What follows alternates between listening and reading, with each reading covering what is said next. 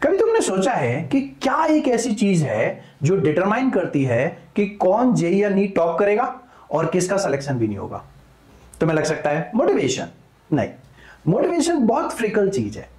अभी तुम मोटिवेटेड हो और प्लान करते हो कि आज तो मैं एक्सरसाइज 1 2 3 सब सॉल्व कर दूंगा, बट हाफ एन आवर के बाद वो मोटिवेशन गायब हो जाएगा और पूरे दिन बुक खोलने का मन भी नहीं करेगा।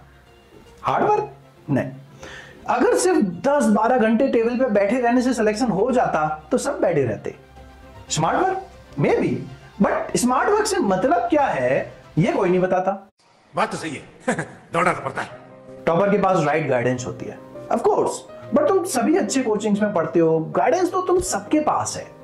और सबसे कॉमन जवाब इंटेलिजेंस, वो एक्स्ट्रा ऑर्डिनरी होते हैं। नहीं, मेरे 12 साल के एक्सपीरियंस में मैंने देखा है कि काफी स्टूडेंट शुरुआत में बहुत पोटेंशियल शो करते हैं, कॉन्सेप्ट एक बार में समझ लेते हैं, जल्दी ग्रास्प करते हैं, मतलब इंटेलिजेंट हैं, लेकिन उनका फाइनल रिजल्ट उनकी इनिशियल पोटेंशियल के आसपास भी नहीं होता। वहीं दूसरी तरफ काफी स्टूडेंट जो शुरुआत में स्ट्रगल करते हैं, उनको कॉन्सेप्ट समझने में टाइम लगता है, बहुत डाउट आते हैं, लेकिन जब फाइनल रिजल्ट आता है तो वो सो कॉल्ड इंटेलिजेंट स्टूडेंट्स को बहुत पीछे छोड़ देते हैं। इससे एक बात क्रिस्टल क्लियर है कि जेईई और नीट में सिलेक्शन इंटेलिजेंस का गेम नहीं है। सबसे इंपॉर्टेंट फैक्टर जो सिलेक्शन और नॉन सिलेक्टेड स्टूडेंट को डिफरेंशिएट करता है वो है परसेवरेंस। Yes, Perseverance. एंड तक एफर्ट करते रहना, गिव अप ना करना, इवन इफ लग रहा है कि पता नहीं होगा या नहीं। जब मैं 12th के बाद रिपीट करने कोटा पहुंचा था तो मेरा फर्स्ट मंथ बहुत डिफिकल्ट था। कोटा में रिपीट करने जनरली वो लोग पहुंचते हैं जिनका 11th एंड 12th प्रिपरेशन किया होता है और फिर भी सिलेक्शन नहीं हुआ होता। उनकी ठीक ठाक प्रिपरेशन हो रखी होती है और वो इंप्रूवमेंट के लिए रिपीट कर रहे होते हैं। मेरी कोई प्रिपरेशन नहीं हुई थी, मुझे 12th तक आईटी के बारे में पता भी नहीं था। टीचर भी ये अज्यूम करके पढ़ाते हैं कि लोगों ने पढ़ रखा है, तो मुझे बहुत कम चीजें ही समझ में आती थी, हार्डली एनी क्वेश्चन सॉल्व होता था। एक मंथ के बाद मुझे लगा कि मेरे बस का ही नहीं है, ये मैं कर ही नहीं सकता। बट फिर मुझे सेकंड थॉट आया कि अब मेरे पास चॉइस भी नहीं है, मैं कोटा में हूं, पेरेंट्स ने इतना पैसा खर्च किया है, तो नेक्स्ट 7 to 8 मंथ मैं अपना बेस्ट दूंगा। सिलेक्शन हो या ना हो, मुझे एंड में ये नहीं लगना चाहिए कि मैं कर सकता था, और इंपॉर्टेंटली मैं खुश रहूंगा। मार्क्स आए या ना आए, मैं खुश रहूंगा। फिर मैं लगा रहा, दोस्तों से हेल्प ली, धीमे धीमे चीजें समझ में आने लगी और फाइनली सम 1300 रैंक आई। क्या बात है सर, क्या बात है सर, क्या बात, ये बात है। और यही रियलिटी है। जेईई एंड नीट का सिलेबस वास्ट है, डिफिकल्ट है, तो डिफिकल्टी फेस करना, एग्जाम से मार्क्स कमाना बहुत नॉर्मल है। और जो student in difficulties, failure and struggle को हैंडल करके डेली कंसिस्टेंसी से पढ़ते रहते हैं, वो फाइनली सक्सेसफुल होते हैं, और इसी को परसिवरेंस कहते हैं। तुम सभी को सुन के लगेगा कि सर इसमें कुछ नई बात नहीं बताई आपने। हम सभी लोगों को इस चीज का समझ है कि सक्सेस तभी मिलती है जब हम डिफिकल्टीज का सामना करते हुए अपने गोल की तरफ लगे रहें।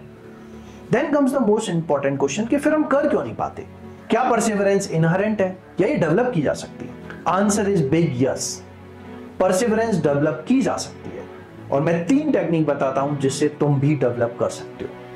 फर्स्ट, अपने नेगेटिव थॉट्स एंड इमोशन की साइकिल से बाहर निकलना सीखो। Difficulty and failure frustration create करते हैं, नेगेटिव थॉट्स आते रहते हैं, इनको हैंडल करने की एक स्किल आना बहुत जरूरी है। अनफॉर्चुनेटली कोई हमें यह सिखाता नहीं है। नेगेटिव इमोशंस ही प्रोक्रास्टिनेशन का सबसे बड़ा रीजन होते हैं। लेकिन गुड न्यूज ये है कि इन इमोशंस को हैंडल करने की सिंपल टेक्निक्स हैं जो तुम सीख सकते हो, like journaling, meditation, labelling, reframing. इनसे तुम अपने इमोशंस को समझ पाओगे, उन्हें कंट्रोल कर पाओगे। मैं जल्द ही एक पूरा वीडियो बनाने वाला हूं जिसमें मैं सिखाऊंगा कि कैसे नेगेटिव इमोशंस को तुम हैंडल कर सकते हो। तो अगर अभी तक चैनल सब्सक्राइब नहीं किया तो कर लो, क्योंकि वो वीडियो तुम्हारी लाइफ बदल सकता है। सेकेंड, फेलियर को नॉर्मल समझो। ज्यादातर स्टूडेंट क्या करते हैं कि जब कोई क्वेश्चन समझ में नहीं आता या टेस्ट में कम मार्क्स आते हैं तो वो कई दिनों तक पढ़ाई भी नहीं कर पाते, कॉन्सेंट्रेट नहीं कर पाते। क्यों? क्योंकि उन्हें लगता है कि मैं क्वेश्चन सॉल्व नहीं कर पा रहा हूं तो शायद मैं इंटेलिजेंट नहीं हूं, जेईई नीट मेरे बस का नहीं है। साला ये दुख का खत्म नहीं होता बे। और फिर आ जाता है सेल्फ डाउट। जब सेल्फ डाउट आता है तो लगता है कि मेहनत करने का फायदा ही क्या है, जब सिलेक्शन नहीं होगा तो मैं पढ़ाई क्यों करूं। वही मोमेंट होता है जब लोग गिव अप कर देते हैं। अब इसमें एक बात का एक सिंपल एग्जांपल देता हूं मैं। क्या तुम्हें पता है कि रॉजर फेडरर, जो दुनिया का ग्रेटेस्ट टेनिस प्लेयर माना जाता है, गोट, ग्रेटेस्ट ऑफ ऑल टाइम, उसने अपने करियर में सिर्फ 54% पॉइंट जीते हैं। मतलब वो भी लगभग आधे पॉइंट्स हारता था, फिर भी वो दुनिया का बेस्ट बना। फेलियर सक्सेस का अपोजिट नहीं है, सक्सेस का पाथ है। कोई भी इंसान बिना फेलियर से लड़े कभी सक्सेसफुल नहीं बन सकता। जब तुम्हारे मार्क्स कम आते हैं तो घबरा मत, स्माइल करो, क्योंकि तुम्हें पता चल गया है कि तुम्हें प्रोग्रेस कहां करनी है। क्वेश्चन ना आना फेलियर नहीं है, गिव अप कर देना फेलियर है। किसी दिन पढ़ाई नहीं हुई, टेस्ट में लो मार्क्स है, कोई बात नहीं, नेक्स्ट टाइम आएंगे। हमें लगे रहना है। फेलियर्स को ओवरकम करना और नेगेटिव इमोशंस को हैंडल करने की मैं 2 पावरफुल टेक्निक बताता हूं। फर्स्ट, एक अनब्रेकेबल माइंडसेट डेवलप करो। बस एक थॉट होना चाहिए कि कुछ भी हो जाए मैं गिव अप नहीं करूंगा। हर दिन अपना बेस्ट दूंगा। कोई क्वेश्चन नहीं आया, कोई प्रॉब्लम नहीं, मैं सीख लूंगा और इंश्योर करूंगा कि नेक्स्ट टाइम सिमिलर क्वेश्चन को सॉल्व कर सकूं। Celebrate every small win. ये सबसे अंडररेटेड चीज है, सेलिब्रेशन। हम हर फेलियर को याद रखते हैं, एक क्वेश्चन नहीं आया और हम घबरा जाते हैं। तो हर सक्सेस को भी सेलिब्रेट करना चाहिए ना। जब भी तुम एक क्वेश्चन सॉल्व कर पाओ तो छोटा सा सेलिब्रेशन करो, एक बिग स्माइल, अपने आप को बोलना वेल डन बॉस, या एक छोटा सा फिस्ट बम्प।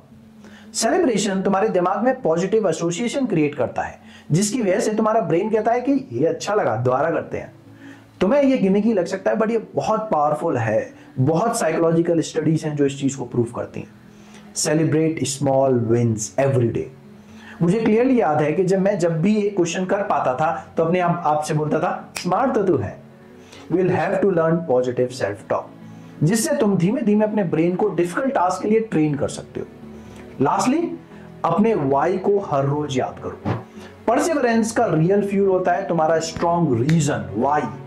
तुम डॉक्टर या आईटीएन बनना चाहते हो तो क्यों बनना चाहते हो?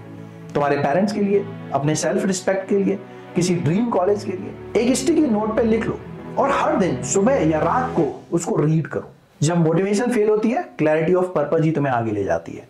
और अगर तुम ये करते हो तो मैं गारंटी देता हूं कभी भी इंटेलिजेंस की कमी तुम्हारी सक्सेस के रास्ते में नहीं आएगी, क्योंकि JEE NEET is not a game of intelligence, it's a game of perseverance. लगे रहो, सक्सेस बहुत पास है। मिलते हैं।